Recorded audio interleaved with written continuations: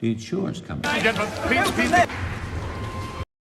Welcome dear rockers, स्वागत है आपका द फ्लॉलेस मूवी में। दोस्तों, मूवी की शुरुआत में दिखाया जाता है कि कोई अपना हाथ कीचड़ में डालकर कुछ ढूंढ रहा है और फिर हम उसके हाथों में जेमस्टोन्स को देखते हैं और वो जेमस्टोन्स बिना कटे हुए हीरे होते हैं। मूवी के अगले सीन में हम लंदन के एक बिजी शहर को देखते हैं जहाँ पर एक बुजुर्ग औरत जिसका नाम लॉरा क्वीन होता है वो एक कैफे में बैठकर किसी का इंतजार कर रही होती है। फिर वहाँ पर एक युवा न्यूज़पेपर रिपोर्टर आती है जिसका नाम कैसी होता है और वो लॉरा की कहानी लिखने की उम्मीद से ही वहाँ पर आई है। फिर जैसे ही वो दोनों बात करना शुरू करते हैं तो लॉरा उसको एक 168 कैरेट्स और 58 फेसेट्स का हीरा दिखाती है। कैसी ये देखकर बड़ी हैरान रह जाती है और उसको हाथ में लेती है।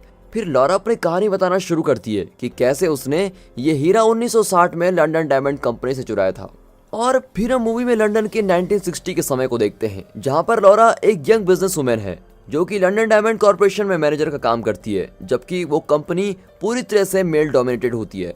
और फिर वो एक बूढ़े क्लीनर जिसका नाम मिस्टर हॉब्स होता है उसको हेलो करती है। फिर हम आगे देखते हैं कि मिस्टर एटन नाम के आदमी के साथ छोटी ट्रॉलीज लिए दो आदमी उसके पीछे चल रहे होते हैं। फिर मिस्टर एटन एक बहुत ही बड़ी तिजोरी खोलता है और फिर वे डायमंड्स को ट्रॉली में डालकर लेके जाते हैं जहाँ पर उन हीरो की जांच की जाती है।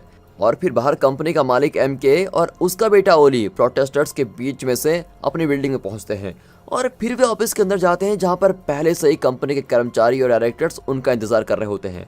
और तभी वे अफ्रीका की माइन साइट पर मरे हुए 100 कर्मचारियों की न्यूज पर बात करते हैं। लॉरा MK को बताती है कि कंपनी की खराब प्रेस के कारण रशियंस हमारी कंपनी के साथ संबंध तोड़ सकते हैं। और फिर MK पीटर बोलेंड को न्यू मैनेजिंग डायरेक्टर बनाने की घोषणा करता है। और लॉरा को केवल इसलिए नहीं चुना गया था क्योंकि एक औरत को मैनेजिंग डायरेक्टर बनाकर कंपनी अपनी परंपरा को नहीं तोड़ सकती थी। अब बाद में हम देखते हैं कि मिस्टर हॉब्स लॉरा के ऑफिस में जाता है और वो उसको बोलता है कि उसका विश्वास है कि लोगों को किसी से भी नहीं डरना चाहिए और वो जो कुछ भी चाहते हैं उसको ले लेना चाहिए। और फिर लॉरा हमेशा की तरह सबसे आखिरी में ऑफिस से बाहर जाती है। अब अगले दिन दिखाते हैं तो लॉरा एक आदमी से मिलती है जिसका नाम हार्लॉर्ड रिनॉल्ड्स होता है और वो उसको पहली बार ऑक्सफोर्ड यूनिवर्सिटी में मिली थी। और वो लॉरा को अपना बिजनेस कार्ड देते हुए कहता है कि वो एलिट बैंकिंग कंपनी के साथ काम करना पसंद कर सकती है जिस कंपनी के लिए वो भी काम कर रहा होता है। अब अगली सुबह उसको अपना इंस्पिरेशनल नोट मिलता है और नीचे एक नकारात्मक प्रतिक्रिया लिखी होती है और उसे एक सिनेमा की टिकट भी मिलती है जिसके पीछे सेशन का समय लिखा होता है। अब बड़ी उत्सुकता के कारण वो लंच ब्रेक में सिनेमा के लिए निकल जाती है और जैसे ही लॉरा सिनेमा के अंदर जाती है मिस्टर हाउस वहां पर पहले से ही होता है और वो उसको साथ बैठने के लिए बोलता है। लॉरा अपने पेशेंस को खो रही होती है लेकिन मिस्टर हॉब्स उसको बताता है कि उसने डायरेक्टर्स के बीच की बात को सुन लिया था और वो जल्द ही लॉरा को नौकरी से निकालने वाले हैं। फिर वो उसको एक प्लान के बारे में बताता है जिसमें वो कुछ हीरो को चुराकर बहुत ही अमीर बन जाएंगे। लेकिन लॉरा को मिस्टर हॉब्स पर यकीन नहीं होता और वो सोचती है कि इस पर विश्वास किया जाए या नहीं। और फिर वो उसको चेतावनी देती है कि अगर वो ऐसा करेगा तो वो कभी नहीं बच पाएगा। अब बाद में काम पर लॉरा को उसका टर्मिनेशन लेटर मिलता है जिसके कारण वो अगले जॉब के लिए हार्लॉर्ड रिनॉल्ड्स से मिलने का समय तय करती है। और फिर हम देखते हैं कि लॉरा रेस्टोरेंट में हार्लॉर्ड के साथ बैठी हुई है और वो बोलता है कि उसकी कंपनी उसको जॉब नहीं दे सकती क्योंकि वो जॉब के लिए एक अयोग्य है। और तब लॉरा को लगता है कि उसकी कंपनी ने उसके बारे में बहुत ही कुछ गलत बातें फैला दी हैं। और फिर उसी रात वो सोफे पर सो जाती है और उसको एक बहुत ही डरावना सपना आता है जिसमें वो कंपनी से हीरो को चुराने की कोशिश कर रही है और गार्ड्स उसको पकड़ लेते हैं। अब अगली शाम को वो हॉब्स का पता लगाने के लिए कुत्तों की दौड़ में जाती है और वो हॉब्स से पूछती है कि वो कंपनी को कैसे लूट सकते हैं। वो उसको अपने अपार्टमेंट में लेके जाता है और वहां पर प्लान को बताता है और कहता है कि तिजोरी के कोड हर वीक बदले जाते हैं और उस कोड को ढूंढने के लिए लॉरा की जरूरत होती है जो कोड MK के घर पर होते हैं। हॉब्स लॉरा को बताता है कि जब वो रशियंस के मनोरंजन के लिए MK के घर में एक फंक्शन में जाएगी तो उसे वहां पर तिजोरी के कोड्स को खोजना होगा। वो बताता है कि वो अपने ड्रिंक्स थर्मस में बहुत सारे हीरे ले जा सकते हैं और जिससे वो बहुत ही अमीर बन जाएंगे। फिर हम देखते हैं कि उस फंक्शन की रात को लॉरा MK के दूसरे कमांड के साथ बात कर रही होती है जिसका नाम मिस्टर जेमसन होता है और वो लॉरा को बताता है कि कैसे सर सिंगलर कंपनी के डायरेक्टर को एक बार हेल्थ इंश्योरेंस घोटाले में फंसाया गया था लेकिन उस पर कोई मुकदमा नहीं चला गया। उसके बाद MK उसे रशियन डायमंड अथॉरिटी के हेड डिमित्रिव से मिलाता है और डिमित्रिव लॉरा को डांस करने के लिए पूछता है। फिर थोड़ी देर बाद लॉरा सीढ़ियों से ऊपर चली जाती है और कोड को देखने के लिए MK के स्टडी रूम में चली जाती है लेकिन तभी उसको किसी के पैरों की आवाज सुनाई देती है और वो तुरंत छिप जाती है।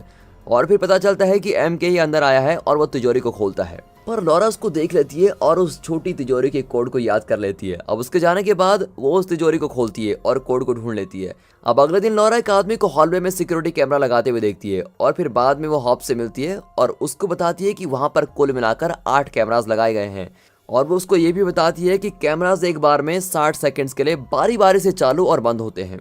फिर हॉब्स लॉरा को भरोसा देता है कि उसके लिए तिजोरी के अंदर और बाहर निकलने के लिए काफी समय है। अब अगले सीन में हम देखते हैं कि हॉब्स सिक्योरिटी रूम में फर्श की सफाई कर रहा है और कैमरे के टाइम को देख लेता है और फिर सफाई कमरे में वो अपनी स्टॉप वॉच को देखकर आगे चलता है। अपनी स्टॉप वॉच को देखते हुए वो तिजोरी के पास चला जाता है और कोड को डालता है। इसी बीच लॉरा सिक्योरिटी रूम में कॉल लगाती है ताकि सुरक्षा कर्मचारी का ध्यान भटक जाए और इससे हॉब्स को थोड़ा और समय मिल जाता है। हॉब्स फिर अपनी स्टॉप वॉच देखता है और तिजोरी को खोलता है, फिर जल्दी से कॉरिडोर की तरफ भागता है ताकि कैमरे की नजर से बच सके।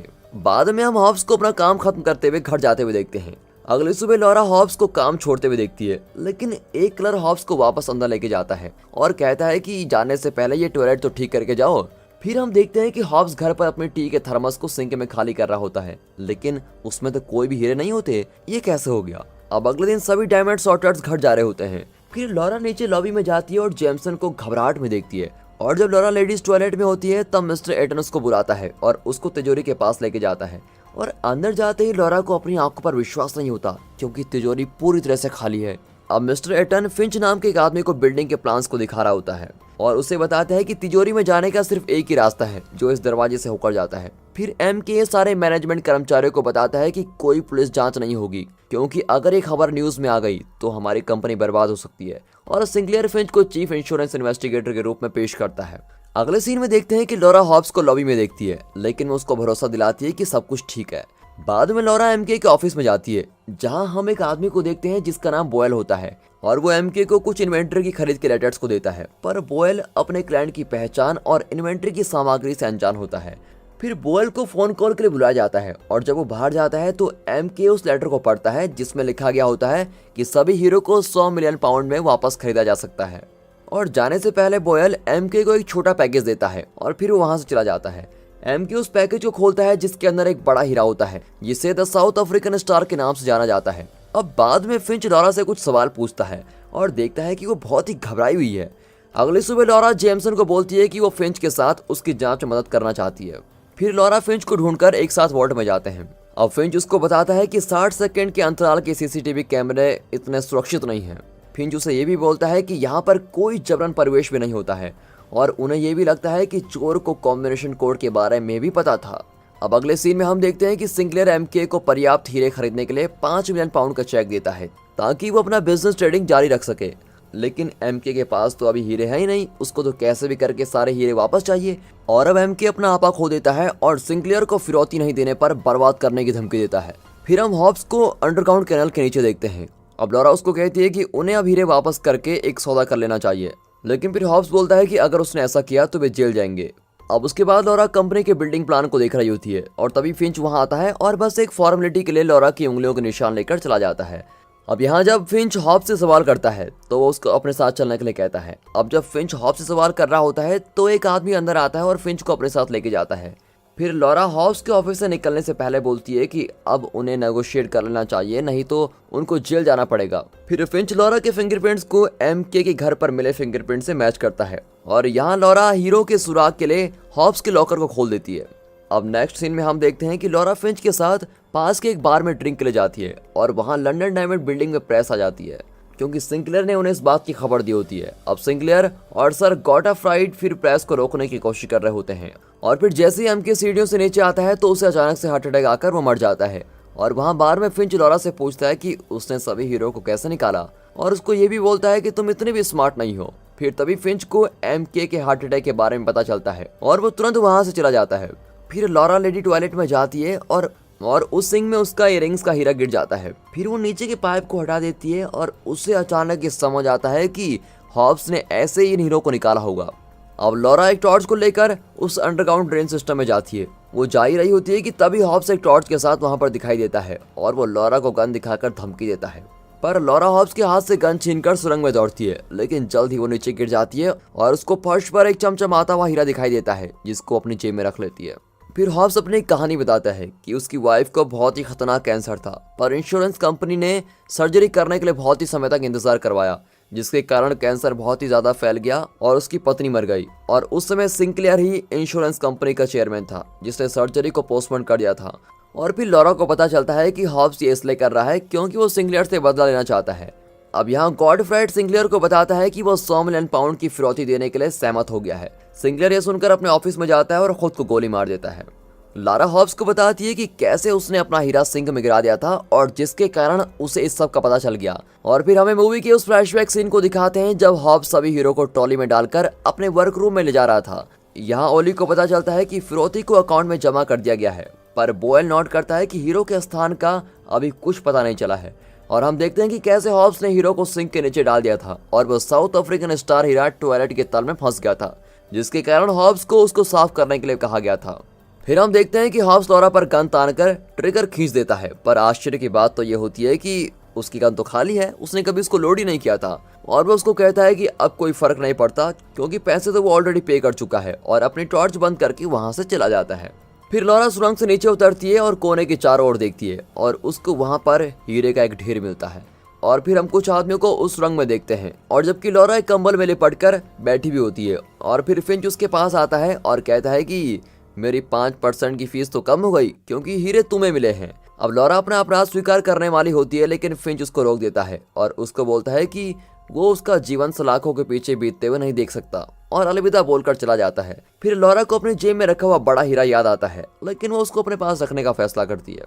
अब अगले सीन में ओली प्रेस को बताता है कि हीरे चोरी नहीं हुए थे और डिमित्रिव कंपनी के साथ फिर से संबंधों के लिए कॉन्ट्रैक्ट पर साइन कर देता है। और अब प्रेजेंट टाइम में दिखाया जाता है कि लॉरा कैसी के साथ बात कर रही होती है और उसको बताती है उसने 1 महीने बाद एक कंपनी को छोड़ दिया था और उसे स्विस बैंक से एक लेटर मिला था जिसमें उसको बताया जाता है कि उसके अकाउंट में 100 मिलियन पाउंड जमा किए गए हैं। और फिर लॉरा कैसी को अपनी कहानी की एक स्क्रिप्ट भी देती है ताकि इस कहानी से दूसरी औरतों को प्रेरित किया जा सके। और अंत में हम देखते हैं कि कैसे लॉरा ने सारे पैसों को पूरी दुनिया में दान कर दिया है, और हम लॉरा की एक तस्वीर उसके पति उसके बेटी के साथ देखते हैं। फिर कैसी उस फायर स्क्रिप्ट के अंतिम शब्दों को पढ़ती है, ये दुनिया अद्भुत है और आप देने वाले होंगे या लेने वाले। कैसी लॉरा की तलाश के लिए बाहर जाती है, लेकिन वह पहले ही वहां से जा चुकी होती है। और दोस्तों यहाँ पर ये मूवी खत्म होती है। तो दोस्तों इस वीडियो को एक लाइक और चैनल को सब्सक्राइब जरूर कीजिएगा, और आपके कमेंट्स भी हमारे लिए बेहद जरूरी है। और हाँ, साथ ही अपने फ्रेंड सर्कल में इस वीडियो को शेयर जरूर कीजिए। And finally thanks for watching.